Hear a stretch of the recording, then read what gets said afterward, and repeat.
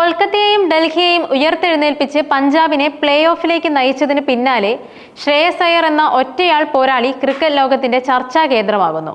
ഡൽഹിയുടെ ക്യാപ്റ്റൻ ആയിരിക്കുമ്പോൾ കലാശ പോരാട്ടത്തിന് യോഗ്യനാക്കിയ ശ്രേയസ് 10 വർഷത്തിന് ശേഷം കൊൽക്കത്തയ്ക്ക് കിരീടം നേടിക്കൊടുത്ത ശേഷമാണ് പഞ്ചാബിന്റെ ചുമതലക്കാരനായി തേരോട്ടം തുടരുന്നത്. രോഹിത് ശർമ്മയ്ക്ക് പകരക്കാരൻ ആരാകുമെന്നും ഭാവി ഇന്ത്യൻ ക്രിക്കറ്റിനെ ആര് മുന്നിൽ നിന്ന് നയിക്കുമെന്നുമൊക്കെ ചർച്ച ചെയ്യുമ്പോഴും ശ്രേയസ് അയ്യർ എന്ന അൺസങ് ഹീറോയെക്കുറിച്ചുള്ള വാർത്തകൾ ഉയരുന്നില്ല. ക്രീസിലും ഗ്രൗണ്ടിലും സോഷ്യൽ മീഡിയയിൽ പോലും ആൾക്കൂട്ടത്തിൽ ഒരുവനായി നിശബ്ദനാണ് ശ്രേയസ്. സാഹചര്യം മനസ്സിലാക്കി ബാറ്റ് ചെയ്യും. എതിർ ടീമിന്റെ പ്രകടനം നോക്കി ഫീൽഡിംഗ് ചേഞ്ചുമായി കളി തിരിക്കും. ക്യാപ്റ്റൻസി ഏറ്റെടുത്ത് സമ്മർദ്ദത്തിലാകുന്ന സ്വന്തം പെർഫോമൻസ് ബലി നൽകുന്ന താരമല്ല അയ്യർ. ക്യാപ്റ്റനായി 6 സീസണുകളാണ് കളിച്ചതെങ്കിൽ അതിൽ 4ലും 400-ന് മുകളിൽ റൺസ് അടിച്ചുകൂട്ടിയിട്ടുണ്ട് അയാൾ.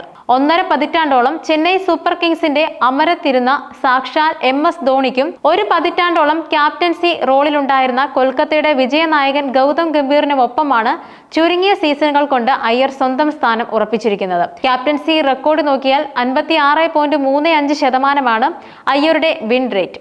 71 മത്സരങ്ങളിൽ നിന്നായി നേടിയ വിജയം 40 ആണ്. അയ്യർ ക്യാപ്റ്റൻസി ഏറ്റെടുക്കുമ്പോൾ 8 വർഷം തുടർച്ചയായി പ്ലേ ഓഫ് കാണാതെ മടങ്ങേണ്ടി വന്ന സംഘമായിരുന്നു ഡൽഹി. മിക്ക സീസണിലും പോയിന്റിന്റെ ടേബിളിന്റെ താഴ്വാരത്തായിരുന്നു സ്ഥാനം. ഏറ്റവും അവസാന സ്ഥാനക്കാരായത് 4 തവണ. 2018-ലാണ് റിക്കി പോണ്ടിംഗ് ഡൽഹിയുടെ കോച്ചായി ചുമതലയേൽക്കുന്നത്. അന്ന് ഗൗതം ഗംഭീർ ആയിരുന്നു ടീമിന്റെ നായകൻ. എന്നാൽ സീസൺ പാതി വഴിയിൽ ഗംഭീർ ക്യാപ്റ്റൻസി കുപ്പായം അഴിച്ചു. അന്ന് പോണ്ടിംഗ് കണ്ടെത്തിയ പുത്തൻ താരോദയമായിരുന്നു ശ്രേയസ് അയ്യർ. മുഴു സീസൺ ക്യാപ്റ്റൻ അല്ലെങ്കിലും ആ തവണയും ഡൽഹിക്ക് പ്ലേ ഓഫ് കടക്കാനായിരുന്നില്ല. എന്നാൽ 2019-ൽ ശ്രേയസ് അയ്യർക്ക് കീഴിൽ പുതിയ പേരും പുത്തൻ ഊർജവും യുവരക്തങ്ങളുമായാണ് ഡൽഹി കളത്തിലിറങ്ങിയത്.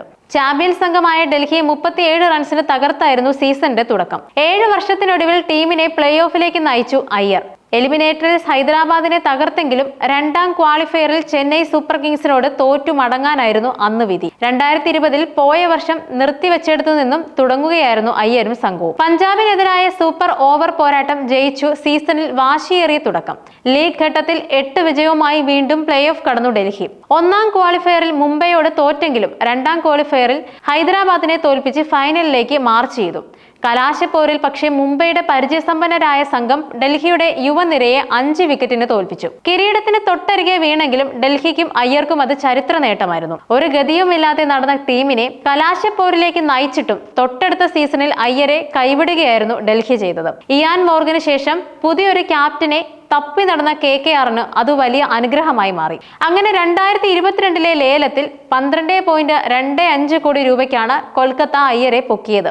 2 തവണ IPL ചാമ്പ്യന്മാരാണെന്ന പെരുമയുണ്ടെങ്കിലും കൊൽക്കത്തയുടെ സ്ഥിതിയും പഴയ ഡൽഹിയിൽ നിന്നും അത്ര വ്യത്യസ്തമായിരുന്നില്ല. പ്ലേ ഓഫിനെ കുറിച്ച് ചിന്തിക്കാൻ പോലും ആകാതിരുന്ന സീസണുകൾ. വമ്പൻ താരനിര അണിനിരന്ന 2 കിരീടവും 3 കലാശപ്പോരുകളും കണ്ട ചരിത്രം പറയാനുണ്ടായിരുന്നുവെന്നതും ശരിയാണ്. എന്നാൽ ബാക്കി സീസണിൽ പലതിലും ആരാധകരെ നിരാശപ്പെടുത്തിയ പ്രകടനമായിരുന്നു ടീം കാഴ്ചവെച്ചത്. വലിയ പ്രതീക്ഷകളുമായി പുതിയ ടീമിലെത്തിയ അയ്യർ ബാറ്റിംഗിൽ തിളങ്ങിയെങ്കിലും ടീമിനെ പ്ലേ ഓഫിൽ എത്തിക്കാനായില്ല.